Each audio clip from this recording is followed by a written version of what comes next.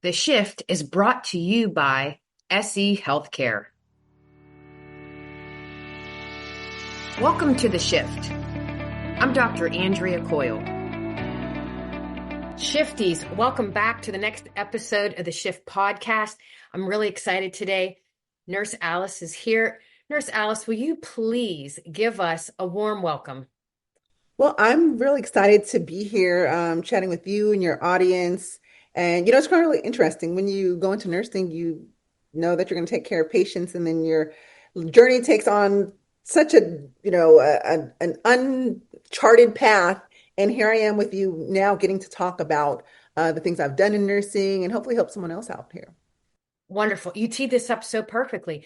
Walk us through, and Nurse Alice, the Shift, I'm just going to call you Alice from now on. Is that okay?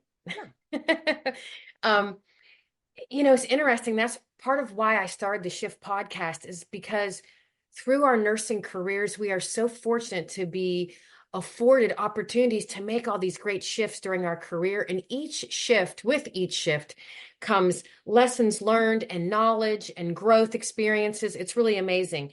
So walk us a little bit through some of the shifts in your career that really led you to being Nurse Alice, a social media influencer. So walk us through that. It'll be exciting.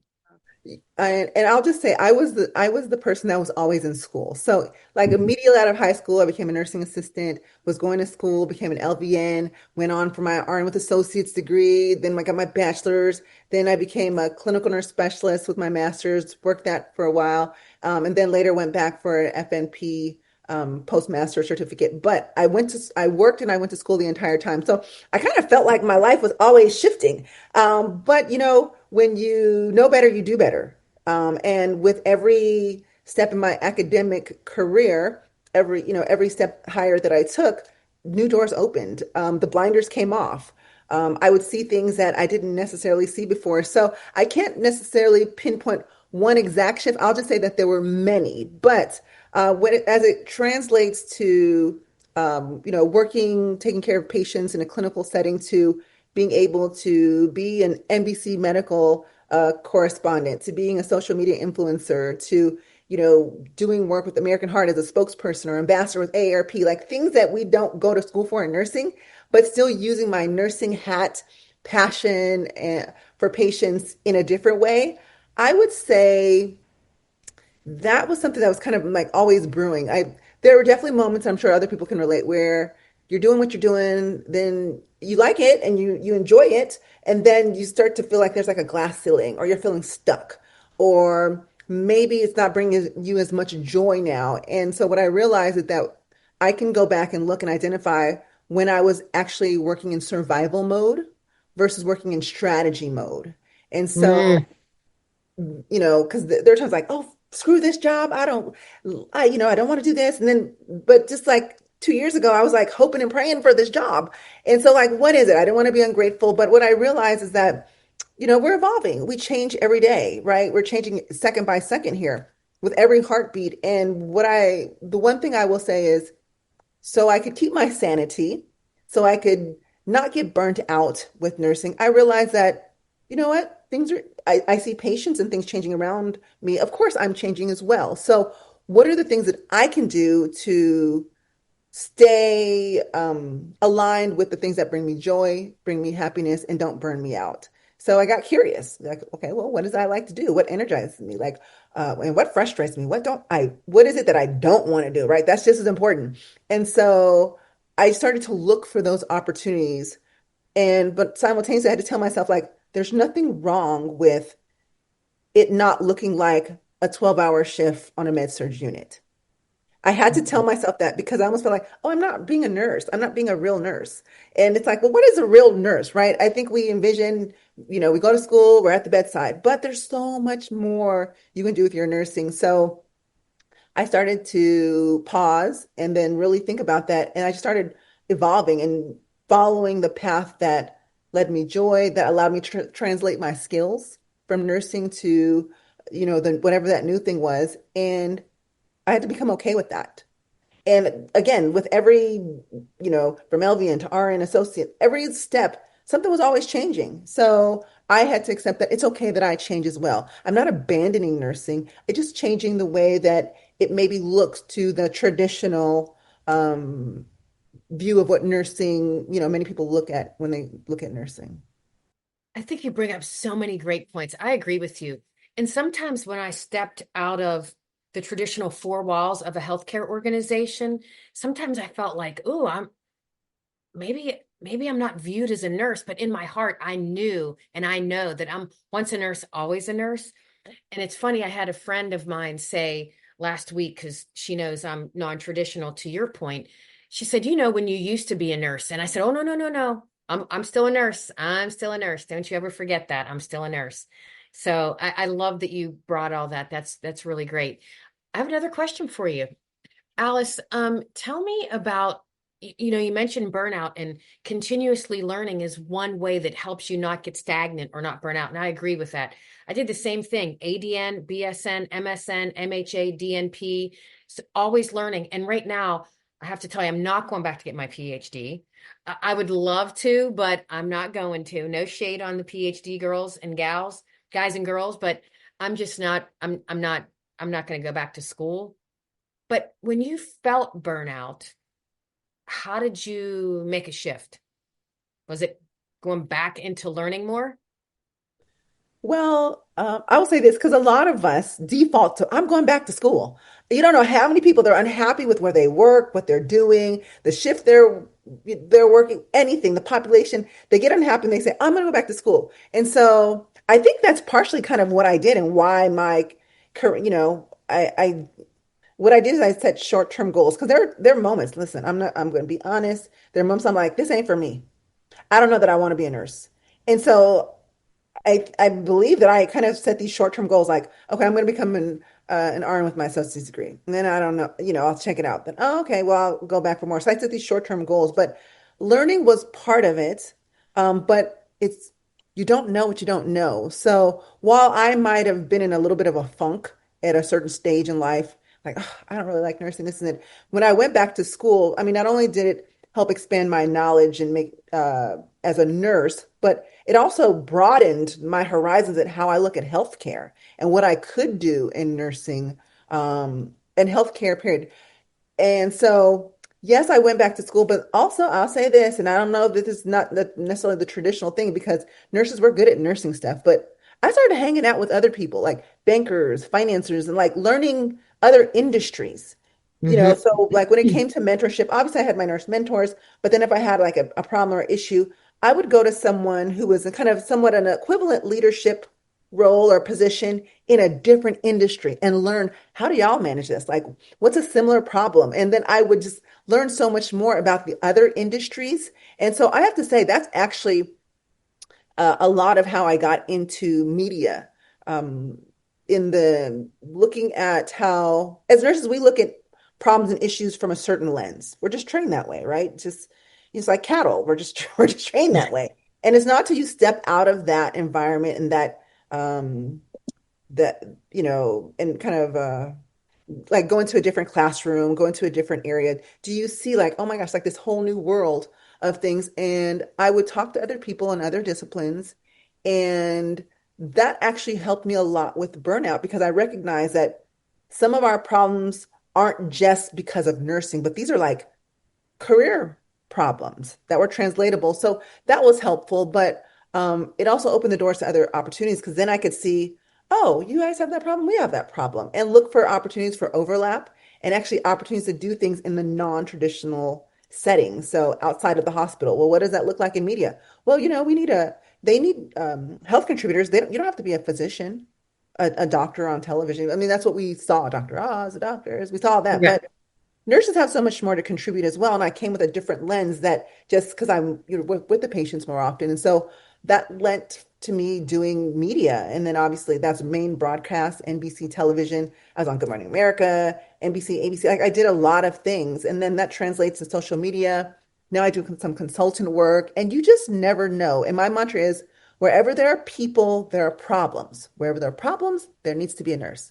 And so I always tell nurses, you literally can write your own ticket and write up your own job. I love that. That's all part of the shift. That Yeah. is such a big part of the shift to just make people recognize that there is so many opportunities in this profession and how we can contribute to the goodness of society. Oh my God, I'm getting really excited now, Alice. I- So I do have a question. This is just what happened to me probably 10 years into my career.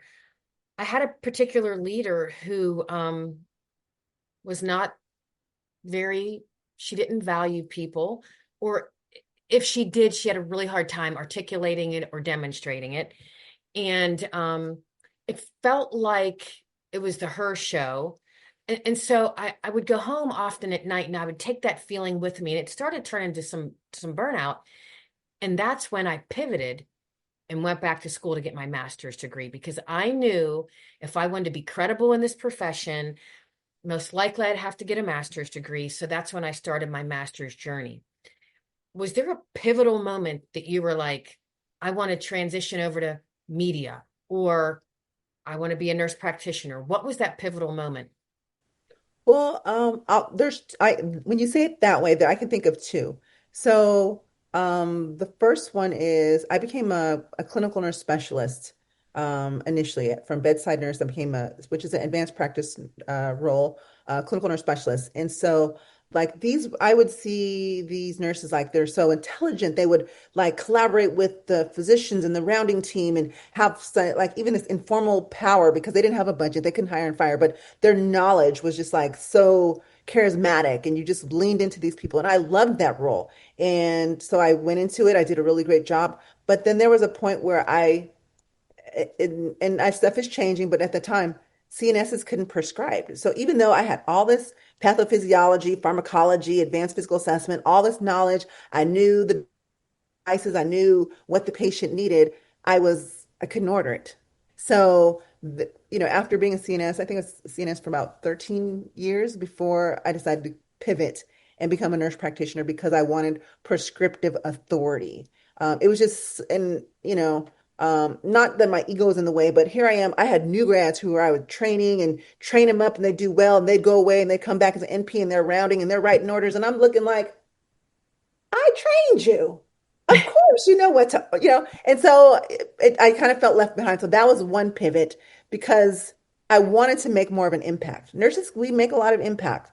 But at that stage in my career, I wanted to do more because I saw it, I knew it, it needed to get done. But I was at the mercy of waiting for another APRN or a physician to write it. So that was one pivot. And then the other one would be I had landed what I thought was my dream job. I was patient safety manager of a large tertiary academic center. I'm like, this is it. I've worked my entire career in and out in so many areas. Now I get to help improve patient safety, improve quality, and put programs and things in place. And my the leaders there that were fellow in the C-suite hadn't quite latched on to like social media or the impact of media. And here I am being an advocate with American Nurses Association, American Heart Association, AARP, and all the things that you think as nurses, we're supposed to do, right? Advocate and model, professionalism and show people what nurses do. But the other folks in the C-suite who were primarily physicians and just non-healthcare executives didn't like that. They felt like I don't know, maybe like I was still in the show, but I was just trying to advocate and raise awareness, and that I did. So I was doing what I was supposed to do, and they just didn't like it, and they made it started to make it rough for me. Sometimes you can be somewhere, you can be good, but not better than them, and so it made work very uncomfortable, and so it got to a point where I was unhappy, and it was either Alice, throw away all that media and advocacy stuff that you do on the outside, or go into media, and I chose media. And I have to say, I know it doesn't sound like the traditional thing because everyone's like, "Oh my gosh, what do you mean? This is it. This is the position." But it was for initially it brought me a lot of joy. But then when I saw the ugly side of politics that we don't talk about a lot, elephant in the room, I saw Hmm. that ugly part rear its head, and I'm like, I don't want to lose my sanity. I don't want to lose myself serving a position, a job that really doesn't care about my mental health and well-being or the advocacy work and who couldn't recognize the skills or the talent that I brought to the table. And so, long story short, I left, with a severance package, and I haven't looked back since. Good for you. And the other thing I think what I took away is it's sometimes hard to be successful when you have a value mismatch. Oh, that's a good one. Yep. Yes. And yeah, I totally get that. So that was my takeaway. Thank you for sharing that. So I have a question for you. For nurses that are feeling stuck or burned out, Mhm. what's one mindset shift or first step that can help them start designing a more fulfilling, impactful career? I want you to get out of survival mode and enter into strategy mode. Now that's hard because sometimes we're barely keeping our head above water, right? We're just like, we're dipping under there. Like, and many of us, sometimes we have family, we have kids, we have parents, we have dogs, we have other responsibilities. And we're nurses, we're doing the work that we're doing work that helps pay the bills. But as life changes, circumstance changes, you can change too. It's okay to change. Don't feel bad because maybe now you don't want to work in pediatrics. Now you want to work in community health. You want to do something different. It's okay. I want you to embrace that and acknowledge that because to ignore that, you're not doing service to yourself. And if you're not doing service to yourself, you couldn't possibly do the best that you can with taking care of patients. So I want nurses to have more grace for themselves and again, get out of survival mode, think strategy. Now, this is going to kind of blow your mind a little bit because we don't think this way because nurses we serve others, we take care of others, we roll up in the room rate, right? We don't how dare we have our own identity, right? But you do. And so I think if we and we don't get this in nursing school, but if we thought more like the CEO or the chief nursing officer at a hospital, but of our area, and we conducted ourselves that way, like I'm not putting up with this. I'm going to do this. Uh, if we were more goal directed in that sense, and then just didn't just just fall in line all the time to even the things that don't make us happy, I think we'd be better bosses to ourselves, and we'd be able to get out of that burnout, that feeling stuck phase, because you'd be leading your own charge and doing the things that you want to do. Now, I know you're like, Al, it sounds real easy for you to say, but it's doable. And that's the thing about it. You think it's crazy until it happens, right? It looks difficult until you do it. So I really want nurses to get out of the survival mode and get into strategy mode and think, okay, what is it you really want to do? Okay, now reverse engineer that. What do I got to do to get there? And start making those moves and surround yourself with a community that's going to support you in doing that. Because some people are okay where they are, status quo. They don't want to rock the boat, and that's fine. But if you are unhappy, you want to do something different, you need to be around some change agents. So, you keep your fire lit and, you can fan their flames, they'll fan yours. But don't be afraid. Don't be afraid to do that. And I think a lot of times we do that out of fear, like, oh my gosh, what are people going to think? Right? Because we know, oh, CN1, CN2, CN3, CN4, charge nurse, preceptor, assistant nurse manager. And like that's like the career pathway that we're all told is, maybe one day you will be chief nursing officer. Well, maybe I don't want to be chief nursing officer. Maybe I want to be a CEO of a health tech company. Maybe I want to lead healthcare missions globally around the world. Like literally. And now I know there's a shortage, there's more patients than our nurses. And so I'm not saying for our nurses all abandon your post, but I'm saying at a certain stage in your career, as you're going through your career, there are nurses that are coming from up behind you. So don't worry. Don't worry that you deciding to change your career is gonna somehow dismantle the bedside nurses at your hospital. It's not. So Now, survival, get out of survival mode. The first thing I thought about is how many times did you walk on that unit for your 12 or 8 hour shift, whatever the case may be, and you're like, oh, am I going to be able to survive the next 12 hours? And we stayed because it's language, it's behaviors, that's all a part of the culture. And even though you have a culture and an organization, there are also subcultures in units. And you can walk on one unit versus another unit, and there is a different culture, language, behaviors, values. And some cultures are subservient. That's how we've always done it. Am I going to be able to survive today? And oh, guess what? I am not going to stick up and advocate. Well, guess what? Honestly, Alice, that's not the unit I want to work on, nor do I want to be a patient on that unit. Absolutely. And I've worked those units too. And sometimes, and then I'll say this, and when you don't have as much experience, or maybe you don't have the advanced degree, you feel disempowered. You feel like, "Ugh, what can I do? I'm stuck here." And I want people to get out of, uh, you can only be a victim for so long. After a certain point, you become a volunteer. So you're volunteering for that experience. And so I think people don't recognize how much power they really have. And it all starts with your mindset, finding your community, your tribe of change agents and going for it. Because listen, I know there's lots of nurse entrepreneurs out there now, and I love seeing it because before we're just like supporting cast, we're there to kind of just help others. Now that you see so many nurses leading the charge and leading the charge in not, I mean, obviously in the hospital, but also in so many other places and spaces, health related and even non-health related. So I love seeing Mhm. Yes, I love it. Alice, I am so energized. I've enjoyed our 20-25 minutes. What a pleasure. Um, I always end the shift with these words of wisdom. Shifties, remember, your shift makes the difference. Keep shifting. Enjoying the shift? Help us reach more nurse leaders by rating and reviewing us on your podcast app. It takes just a minute, but makes a big impact. Search for The Shift, tap those stars, and share what you love. Your feedback shapes our future episodes and helps others discover us. Remember, rate, review, and amplify The Shift today.